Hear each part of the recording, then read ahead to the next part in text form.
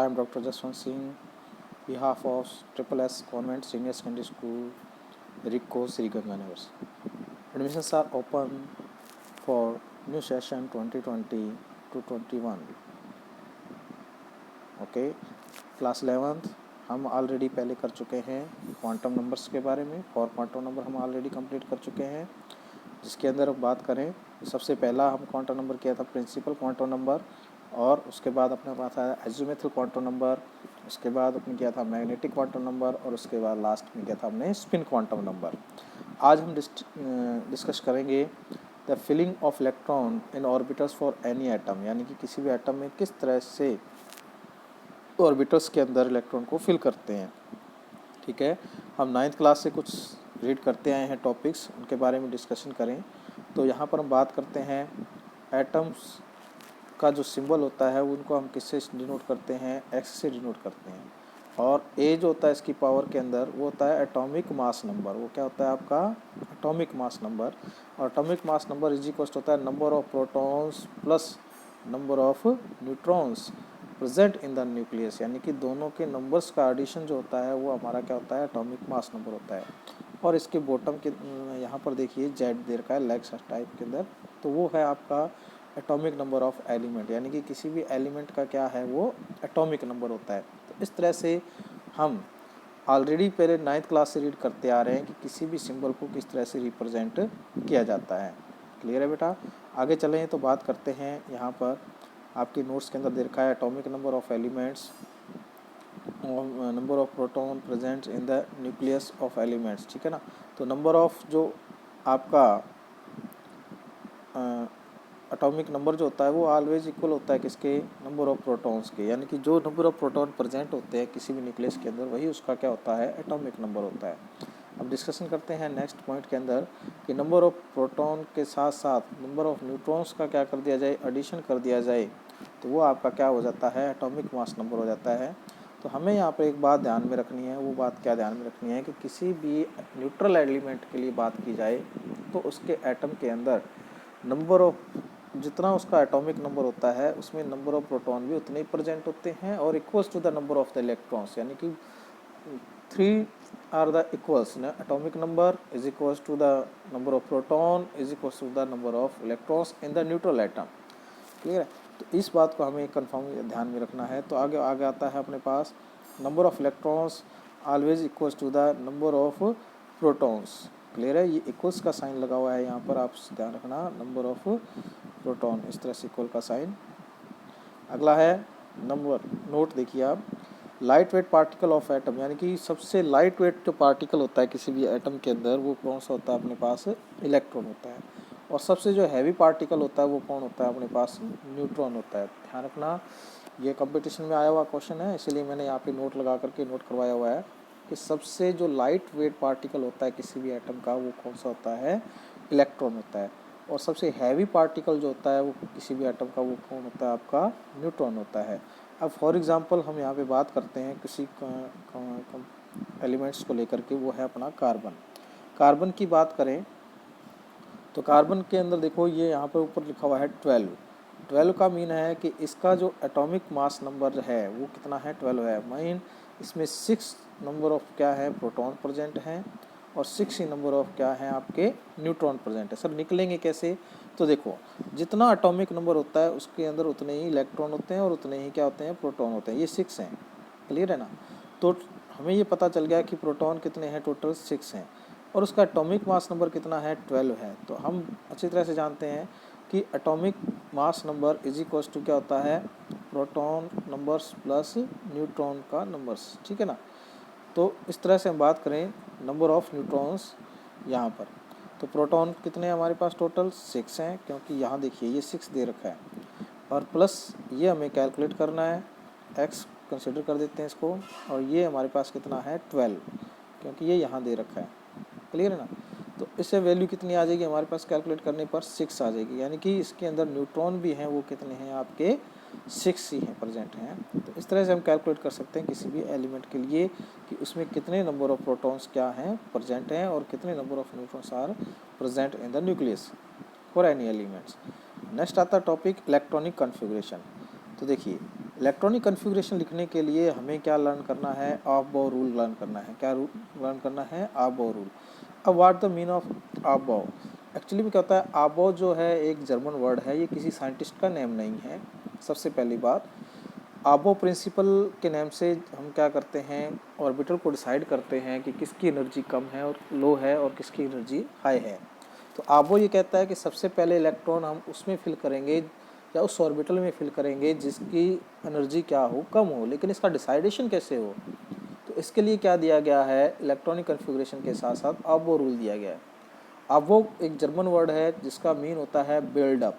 क्या मीन होता है, बिल्डअप, यानी बनाओ, बनाना, या एक अरेंजमेंट होता है, ठीक है ना।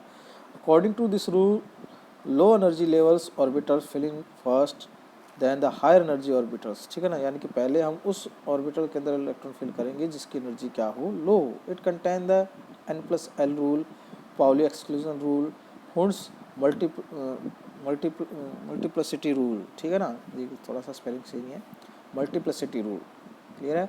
तीनों ही रूल जो होते हैं वो किस में काउंट होते हैं, अबव रूल के अंदर काउंट होते हैं। तो हमें स्टेप बाय स्टेप इन तीनों रूलों को क्या करना है, स्टडी करना है। सबसे पहला रूल है n+l रूल। इसमें दो स्टेटमेंट होते हैं, हम पहले स्टेटमेंट पे बात करते हैं।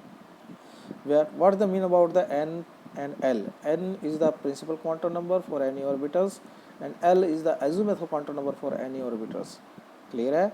अब जब अपने कंपेयर करेंगे किसी भी ऑर्बिटल्स के बारे में या सब सेल के बारे में, तो हमें पहले एनर्जी को देखेंगे कि सबसे पहले एनर्जी के लिए किस तरह से डिसाइड किया जाए कि उसकी n की वैल्यू क्या है और l की वैल्यू क्या है, ठीक है। तो आते हैं statement number first. Statement number first की बात करें तो हम यहाँ पर हैं स्टेटमेंट नंबर फर्स्ट के ऊपर। तो वो एक्सक्यूज मी, हाँ जी, स्टेटमेंट नंबर फर्स्ट जो बात करें तो स्टेट नंबर फर्स्ट कहता है the lowest value of n+l, यानी कि किसी भी ऑर्बिटल की n और l वैल्यू जो है, अगर उनका एडिशन क्या हो, कम होगा या लो होगा, तो उसकी एनर्जी भी क्या रहेगी, लोअर रहेगी, ठीक है। जैसा कि यहाँ पे दिख रहा है, for any orbitals the values of n+l addition is low then the orbital energy is also भी लो, ठीक है ना। तो देखिए फॉर एग्जांपल, जैसे हम बात करते हैं, एक हमारे पास ऑर्बिटल है 1s और एक हमारे पास ऑर्बिटल है 2s। तो इसके लिए n की वैल्यू क्या है, 1 है। इसके लिए n की वैल्यू क्या है, 1। तो n = 1। और s के लिए जो वैल्यू होती है l की, वो कितनी होती है, 0। p के लिए कितनी होती है बेटा, 1। और d के लिए कितनी होती है इसके अंदर, 2। और f के लिए कितनी होती है, 3। ये किसकी वैल्यू है, l की वैल्यू है, क्लियर है। ये हम ऑलरेडी पहले भी कर चुके हैं, ये हमें ध्यान रखना है। तो हमारे पास 1s है, तो 1 तो क्या हो गया, n की वैल्यू होगी। और s जो है उसके लिए l की वैल्यू कितनी होती है, 0 होती है। तो ये s, तो 1 + 0 कितना हुआ, 1। इसी तरह से 2s, तो n की वैल्यू कितनी है, 2 है। और l की वैल्यू कितनी है, 0। और n+l की वैल्यू कितनी हुई, 2। दैट्स मीन्स कि n+l की वैल्यू यहाँ पर ये लोअर है और ये हाई है। तो हम ये कंफर्म हो गया कि 1s की एनर्जी क्या है, लो है। तो पहले इलेक्ट्रॉन इसमें फिल करेंगे, जब 1s ऑर्बिटल में 2 इलेक्ट्रॉन्स फिल हो जाते हैं, उसके बाद हम इलेक्ट्रॉन किसमें फिल करेंगे, 2s के अंदर फिल करेंगे। तो इस तरह से हम कंपैरिजन करके बता सकते हैं कि कौन से ऑर्बिटल की एनर्जी कम है और कौन से ऑर्बिटल की एनर्जी हायर है। अब नेक्स्ट एग्जांपल हमारे पास आता है, वो है 3d एंड 4s। कौन सा, 3d एंड 4s, इसके ऊपर बात करते हैं।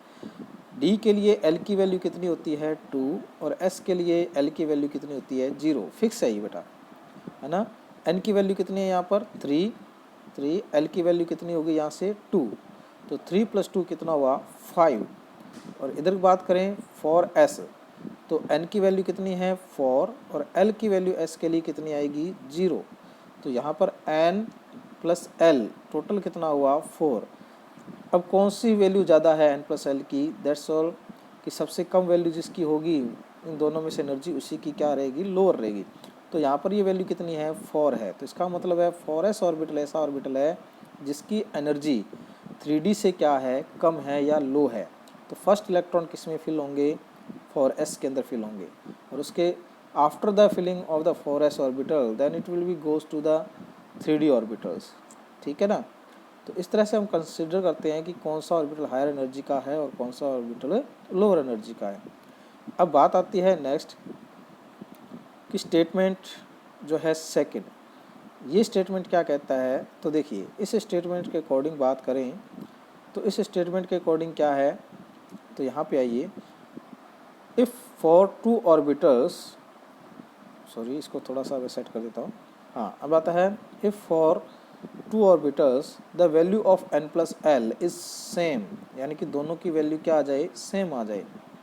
The one with the lower values of n will have the lower energy, यानी कि उस ऑर्बिटल की एनर्जी को हम कम कंसिडर करेंगे जिसके लिए n की वैल्यू क्या हो, कम हो। तो ध्यान दीजिए, इसका मेन रीज़न क्या है कि जिसकी n की वैल्यू कम होगी उसी के लिए ऑर्बिटल की एनर्जी भी क्या रहेगी, कम रहेगी। अगर दोनों ही ऑर्बिटल के लिए n प्लस एल की वैल्यू क्या आती है, इक्वल आती है, हम तब की बात कर रहे हैं। जैसे फॉर एग्जांपल हमारे पास क्या है, 2p है ना, तो n की वैल्यू कितनी हो गई 2, और p के लिए l की वैल्यू कितनी होती है 1, और s के लिए कितनी होती है 0, हमें लर्न करना पड़ेगा, ठीक है। s के लिए कितनी होती है 0।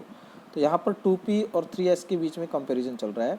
तो n की वैल्यू कितनी है 2, l की वैल्यू p यहाँ से लिया आपने, कितना आया, सॉरी हाँ, n की वैल्यू कितनी आ गई हमारे पास 1, टोटल वैल्यू कितना हुआ 3। इसी तरह से यहाँ पर n की वैल्यू कितनी है 3 और l की वैल्यू कितनी है 0, टोटल कितना हो गया n प्लस एल 3। तो जो देखिए n प्लस एल वैल्यू क्या हो गई, इक्वल हो गई, n प्लस एल वैल्यू क्या हो गई, इक्वल हो गई, ठीक है ना। यहाँ पर n plus L value equal हो गई, तो अब दोनों के लिए हमारे लिए फर्स्ट स्टेटमेंट के अकॉर्डिंग एनर्जी क्या हो गई, सेम। लेकिन ऐसा नहीं है, तो ये स्टेटमेंट सेकंड इसीलिए दिया गया है कि अगर टू ऑर्बिटल्स के लिए n प्लस एल वैल्यू क्या आ जाए, इक्वल आ जाए, देन जिस ऑर्बिटल के लिए n की वैल्यू कम रहेगी, जिस ऑर्बिटल के लिए n की वैल्यू कम रहेगी वो ऑर्बिटल लोअर एनर्जी का होगा। यानी कि यहाँ पर 2p ऑर्बिटल है वो लोअर एनर्जी का है, और 3s ऑर्बिटल जो है वो हायर एनर्जी का है। क्लियर है। तो पहले इलेक्ट्रॉन 2p में फिल होंगे, उस after the filling of 2p orbitals then it will be goes to the 3s orbital. Clear है। तो इस तरह से सबसे पहले क्या किया गया है, एनर्जीज को डिसाइड किया गया है कि कौन से ऑर्बिटल में एनर्जी जाएगी और कौन से ऑर्बिटल में नहीं जाएगी। तो इनको ध्यान में रखते हुए हमने एक आपको यहाँ पर देखिए, आपको यहाँ पर एक वीडियो दिखेगी, आप इसको देख सकते हो। एक क्रॉस अपने को मेथड दिया हुआ है, उस क्रॉस मेथड के अकॉर्डिंग हम इस जो आपको यहाँ पर दिख रहा है इसके अंदर, क्लियर है ना, उसी के अकॉर्डिंग हम चलेंगे तो अपने आप ही ये जो रूल है n प्लस एल वो फॉलो हो जाता है, और ऑर्बिटल्स की जो ऑर्डर है वो अपने आप यहाँ पे अपने को मिल जाता है। देखेंगे कि 1s 2s 2p 3s 3p 4s 3d 4p 5s 4d and sp, ठीक है ना। तो इस तरह से 5p, तो इस तरह से हमारे पास एक ऑर्डर फिल हो जाता है। तो सबसे पहले अगर हमारे पास इलेक्ट्रॉन्स हैं तो हम इस तरह से इलेक्ट्रॉन क्या करेंगे, फिल करेंगे। मेजर पॉइंट एक और है कि हमें ये ध्यान रखना है कि कौन से ऑर्बिटल में कितने इलेक्ट्रॉन फिल होते हैं। तो सबसे बड़ी बात, इलेक्ट्रॉनिक कन्फिगरेशन लिखते वक्त हमें ये पता है कि S में 2 इलेक्ट्रॉन मैक्सिमम आते हैं, P में 6 इलेक्ट्रॉन मैक्सिमम, D में 10 इलेक्ट्रॉन और F में 14 इलेक्ट्रॉन्स। अब बात करते हैं यहाँ पर कि हम अगर इसको यूँ लिख लें, तो अभी जैसे आपने पहले आपने देखा होगा कि जैसे ये चल रहा था अभी स्लाइड, उसके अंदर बताया हुआ है क्रॉस सेक्शन कि इस तरह से आपको इलेक्ट्रॉन क्या करने हैं, फिल करने हैं, ठीक है ना। सॉरी ये थोड़ा सा रॉन्ग हो गया, इसको लेके चलते हैं। पहले ऐसे चलना है, फिर इसमें 2s में 2s 3p, फिर इस तरह से, यानी कि हमें इस तरह से इलेक्ट्रॉन क्या करने होते हैं, फिल करने होते हैं। ये अपने आप में क्या हो गया, n प्लस एल का रूल फॉलो हो जाता है। तो सबसे पहले देखो, फॉर एग्जांपल हम कार्बन की बात करें तो हमने सब सेल और सब सेल डिसाइड कर लिए हैं कि कैसे इलेक्ट्रॉन डिसाइड होते हैं। तो n प्लस रूल इसी के काम आता है। कार्बन में बात करें तो एटॉमिक नंबर कितना है 6, तो नंबर ऑफ इलेक्ट्रॉन भी कितने होंगे 6, और नंबर ऑफ प्रोटॉन भी कितने होंगे 6 होंगे। तो इसका इलेक्ट्रॉनिक कन्फिग्रेशन देखिए, सबसे पहले जो इलेक्ट्रॉन फिल होगा वो किसके अंदर होगा, 1s के अंदर होगा। क्यों, क्योंकि ये लोएस्ट एनर्जी का में से चल रहे हैं ना। तो पहले कितने इलेक्ट्रॉन फिल हो सकते हैं, s के अंदर मैक्सिमम 2 इलेक्ट्रॉन, तो अपने लिखा 1s2। फिर चले आगे, कोई ऑर्बिटल नहीं है, वापस चले, कौन आया 2s आया। हमारे पास टोटल इलेक्ट्रॉन कितने थे 6 में से 2 तो यहाँ फिल हो गए 1s के अंदर, और अब नेक्स्ट बच गए 4 इलेक्ट्रॉन, वो 2s में जाएंगे। 2s में मैक्सिमम कितने आ सकते हैं 2, तो ये रहा 2s2, यानी टोटल कितने फिल कर दिया हमने 2 इलेक्ट्रॉन्स। एक्सेस कितने बच गए 2 इलेक्ट्रॉन्स। अब हमारे पास नेक्स्ट ऑर्बिटल नहीं है, आगे चलेंगे तो कौन आएगा 2p। मैक्सिमम कितने इलेक्ट्रॉन आ सकते हैं P में 6, लेकिन हमारे पास एक्सेस बचे हुए कितने हैं 2 इलेक्ट्रॉन, तो हमने यहाँ पे क्या लिखा 2p2, ठीक है ना। तो इसका ये इलेक्ट्रॉनिक कन्फिगरेशन है 1s2 2s2 2p2। ये किसका इलेक्ट्रॉनिक कन्फिगरेशन है बेटा, कार्बन एटम का। किसका है, कार्बन एटम का। तो इस तरह से हम क्या करते हैं, इलेक्ट्रॉनिक कन्फिगरेशन को फिलअप करते हैं। फिर अगला आता है फॉर सोडियम एटम। हम बात करते हैं किसकी, सोडियम एटम के लिए, ठीक है ना। अब सोडियम एटम की बात करें तो सोडियम एटम जो है वो कहाँ पर है, 11 नंबर। उसका एटॉमिक नंबर कितना है, 11 है। और नंबर ऑफ इलेक्ट्रॉन्स भी कितने हैं, 11। नंबर ऑफ प्रोटॉन भी इसमें कितने होंगे, 11। तो अब हम बात करते हैं उसके इलेक्ट्रॉनिक कन्फिगरेशन की। हमारे पास क्या है, 1s 2s 2p, sorry 3s 4s। Clear है। यहाँ क्या आएगा 2p 3p 4p, और यहाँ पर क्या आएगा 3d एंड 4d। चलो एफ पे नहीं जाते, यहाँ 4f आते हैं, ठीक है। हमारे पास टोटल इलेक्ट्रॉन कितने हैं, 11। हमने स्टार्ट किया यहाँ से, पहले कौन आया 1s।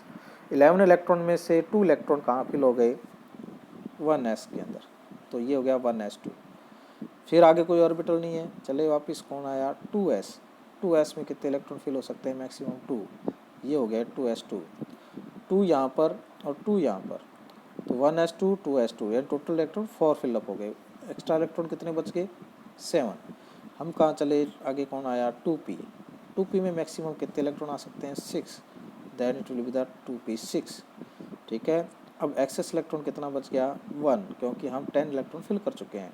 अब यहाँ से आगे चले तो आगे कौन आया 3s। 3s में मैक्सिमम कितने आ सकते हैं, 2, बट है हमारे पास कितना 1, तो हमने 3s1। तो हमारा इलेक्ट्रॉनिक कन्फिगरेशन हुआ 1s2 2s2 2p6 और 3s1। ये सोडियम का क्या हो गया, इलेक्ट्रॉनिक कन्फिगरेशन हो गया। तो इस तरह से हम किसी भी एलिमेंट्स के लिए क्या लिख सकते हैं, इलेक्ट्रॉनिक कन्फिगरेशन नोट कर सकते हैं। नेक्स्ट स्टेप अपना पास कॉपर। कौन है, कॉपर है। कॉपर की बात करें तो कॉपर का एटॉमिक नंबर आता है 29। कितना आता है बेटा, 29। तो इसका एटॉमिक नंबर 29 है, तो नंबर ऑफ इलेक्ट्रॉन भी कितना हुआ 29, और नंबर ऑफ प्रोटॉन भी कितने प्रेजेंट होंगे 29, क्योंकि ये न्यूट्रल एटम है। अब बात करते हैं कॉन्फ़िगरेशन की। हम उसी कॉन्फ़िगरेशन के अकॉर्डिंग चलेंगे, वही 1s 2s 3s 4s 5s। यहाँ पर 2p 3p 4p और 5p। यहाँ चले तो 3d, ये 4d और ये 5, पर अपने इतने ज़्यादा चलने की जरूरत नहीं है, हम लास्ट को छोड़ देते हैं, 4d तक जाते हैं, ठीक है। तो टोटल इलेक्ट्रॉन कितने हैं हमारे पास, जितना उसका एटॉमिक नंबर 29। पहले आया कौन 1s, तो ये क्या आ गया अपने पास 1s2। 29 में से 2 फिल हो गए, 27 बच गए। 27 में से 2 कहाँ आ गए, 2s2। फिर 6 कहाँ आए, 2p6। फिर 3s2। फिर कौन आया अपने पास, 3s2 के बाद चले तो 3p आया, 3p6। अब तक देखो आप कितने इलेक्ट्रॉन फिल कर दिए, 18 इलेक्ट्रॉन फिल कर दिया आपने, ठीक है। अब आगे कौन आ रहा है अपने पास 4s, क्योंकि हमारे पास इलेक्ट्रॉन कितने हैं 29, इलेक्ट्रॉन फिल कितने किए हैं 18। अब 4s के अंदर कितने इलेक्ट्रॉन आ जाएंगे आपके पास, यहाँ पर 2 इलेक्ट्रॉन, कितने बच गए आपके पास 8 इलेक्ट्रॉन, और 9 इलेक्ट्रॉन और बच गए। क्लियर है। तो 9 इलेक्ट्रॉन फिल करने के लिए हम वापस चले तो कौन आया 3d। तो यहाँ पर 3d के अंदर मैक्सिमम 10 इलेक्ट्रॉन आ सकते हैं, लेकिन हमारे पास हैं कितने 9। तो ये इसका क्या हो गया, इलेक्ट्रॉनिक कन्फिगरेशन हो गया 1s2 2s2 2p6 3s2 3p6 4s2 3d9। ये इलेक्ट्रॉनिक कन्फिगरेशन किसका है, आपके कॉपर का है। लेकिन हम आगे चल के बात करेंगे कि 4s का एक इलेक्ट्रॉन कहाँ चला जाता है, इसमें चला जाता है, वो अभी मैं आपको नहीं बताने वाला, क्योंकि अभी आप इलेक्ट्रॉनिक कन्फिगरेशन कर रहे हो, ठीक है। ओके, आगे चलते हैं। नेक्स्ट पॉइंट की बात करें तो अगला आता है ऑर्गन। तो देखिए इसी इलेक्ट्रॉनिक कन्फिगरेशन को बात कर रहे हैं, जैसे हमने बात की कि 1s2, 2s2, 2p6, 3s2 and 3p6। ये जो इलेक्ट्रॉनिक कन्फिग्रेशन है इसमें 18 इलेक्ट्रॉन है, जो कि इलेक्ट्रॉनिक कन्फिग्रेशन है किसका, ऑर्गन का। किसका है, ऑर्गन का। तो हम इसके आगे का इलेक्ट्रॉनिक कन्फिग्रेशन है जैसे कि 4s2 और क्या है 3d9, ठीक है ना। तो हम यहाँ पे क्या लिख देंगे, 4s2 3d9 लिख देंगे। क्यों, क्योंकि इसके पीछे वाला जो ये तो है वो किसके इक्वल हो गया, ऑर्गन के इक्वल हो गया, क्योंकि ऑर्गन क्या है, एक इनर्ट गैस है, ठीक है ना। तो इसलिए हमने यहाँ पे लिख दिया कि ये जो इलेक्ट्रॉनिक कन्फिग्रेशन है पीछे वाला वो किसका है, ऑर्गन का है।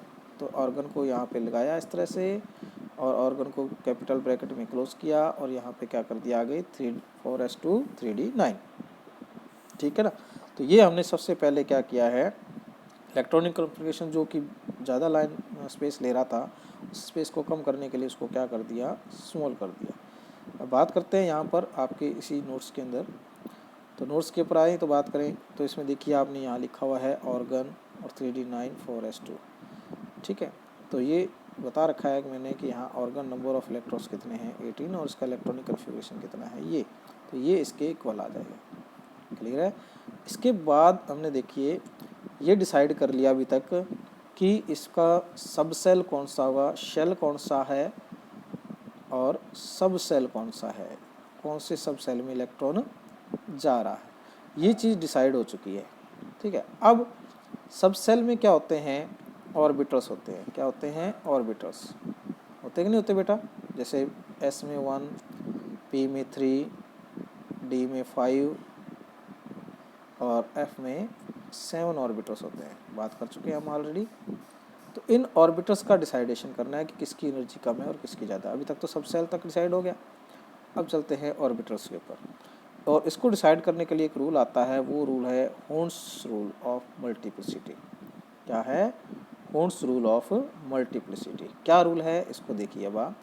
According to this rule, pairing of electrons in the orbitals belonging to the same subshell P, D and F that is degenerated orbitals does not take place until each orbitals belonging to that subcell has got one electron. This is because of the electron being identical in charge repel each other, represent in the same subset.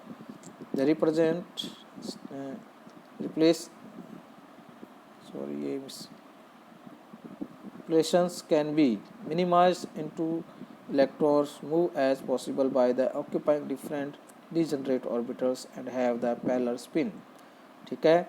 अभी इस बात को आप समझिए क्या है।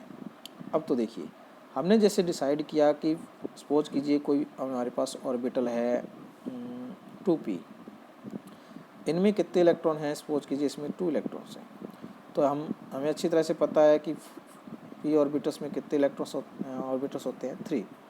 हमें ये कंसीडर हुआ कि 2p ये शेल है और ये उसका सब शेल है, और उस सब शेल में 2 इलेक्ट्रॉन्स हैं, और 2 इलेक्ट्रॉन्स कहाँ फिल हो रहे हैं, ऑर्बिटल्स के अंदर। तो ये कह रहा है कि सबसे पहले हम क्या करेंगे, 1 इलेक्ट्रॉन क्या करेंगे, फिल करेंगे, और सेकंड इलेक्ट्रॉन ऐसे फिल कर सकते हैं। दूसरा हमारे पास ये है कि हम ये भी कर सकते हैं, ठीक है।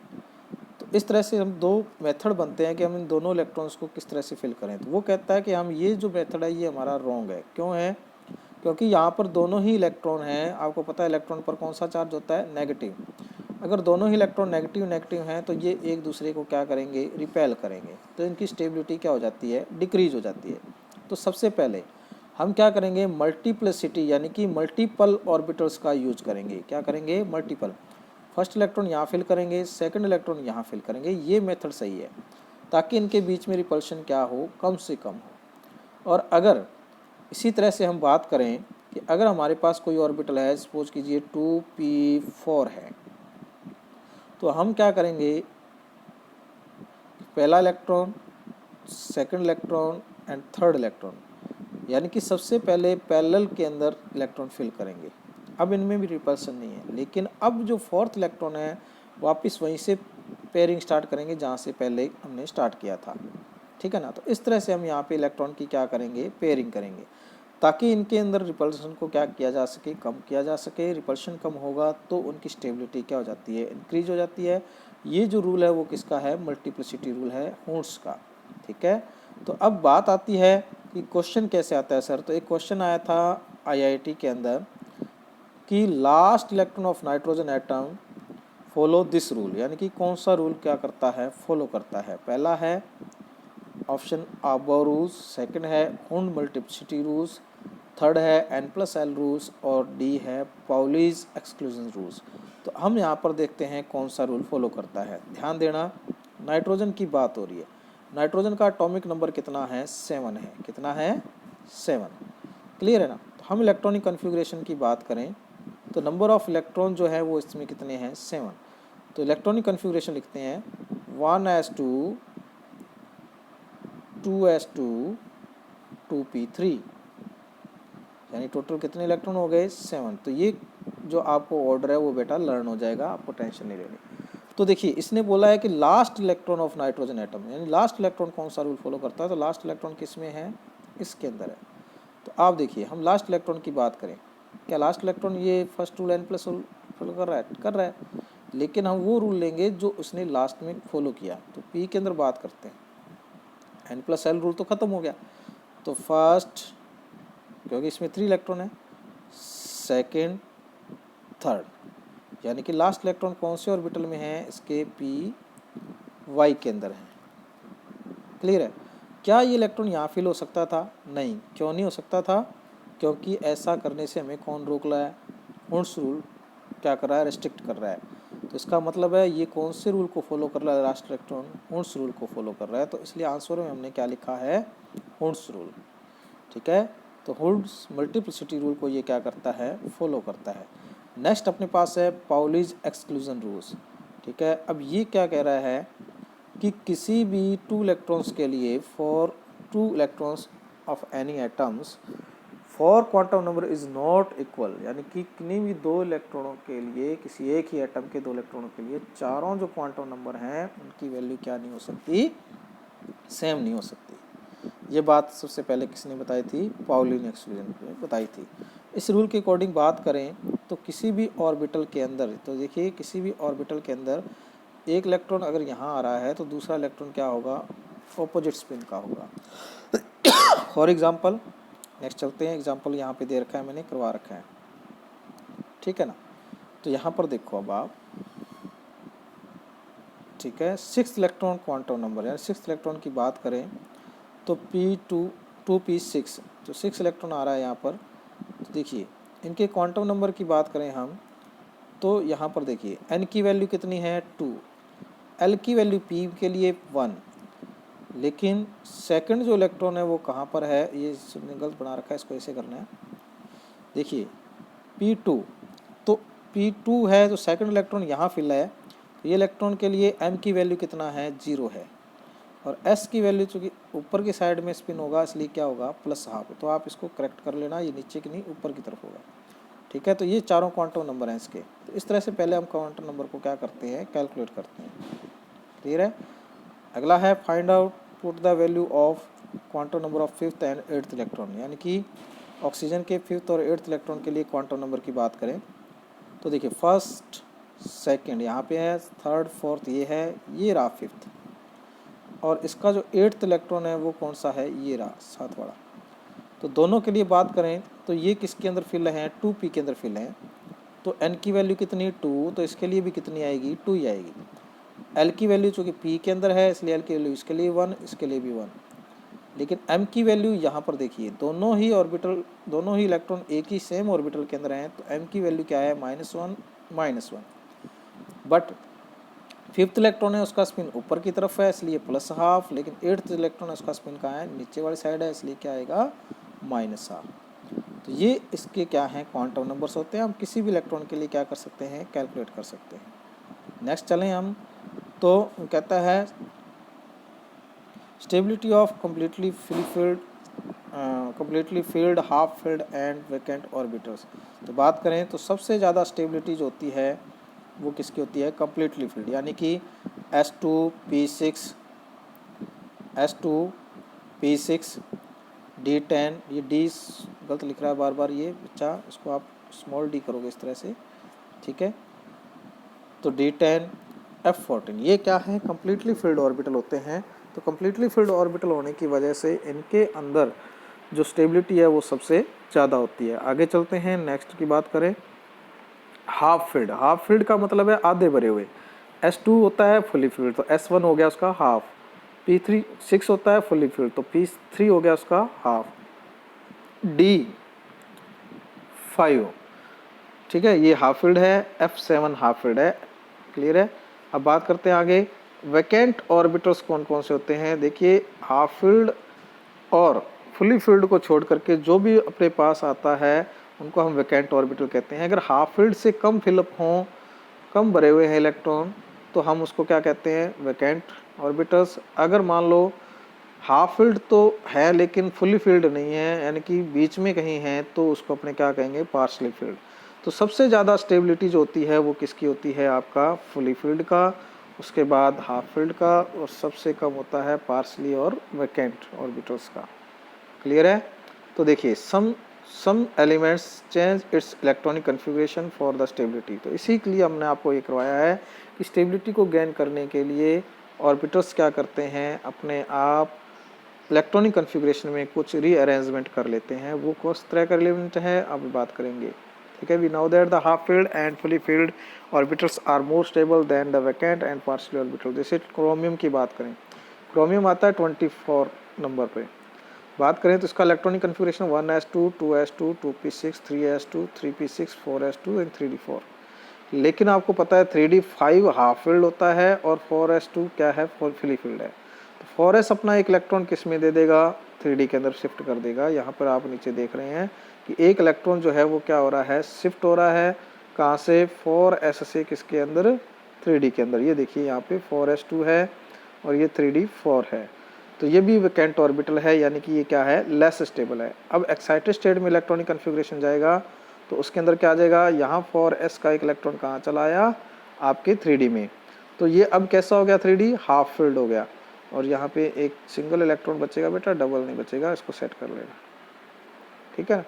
तो इस तरह से 4s क्या आ गया, 1 आ गया। तो ये क्या है, आपका हाफ फील्ड ऑर्बिटल है, जो कि क्या रहेगा, मोर स्टेबल रहेगा। तो इसलिए इसका इलेक्ट्रॉनिक कन्फिगरेशन है वो क्या हो जाता है, क्रोमियम का चेंज हो जाता है। और क्रोमियम का इलेक्ट्रॉनिक कन्फिगरेशन चेंज होने की वजह से वो मोर स्टेबल हो जाता है। क्लियर है। इसी तरह से एक एग्जांपल है अपने नेक्स्ट करेंगे, वो है कॉपर का। आज की क्लास के अंदर इतना ही करेंगे। नेक्स्ट जो टॉपिक है वो हम करेंगे आइसोबार, आइसोटोन वगैरह। ये हमारे सिलेबस में नहीं है इस टाइम, ये आपके हट चुके हैं। तो यहाँ पर आपका ये सिलेबस क्या होता है, कंप्लीट होता है, second chapter. All the best students, आप इस सभी नोट्स को कंप्लीट करना, एनसीईआरटी के रिलेटेड क्वेश्चन करना और मेरे को इसकी PDF फिक्स करके सेंड करना। Okay, bye.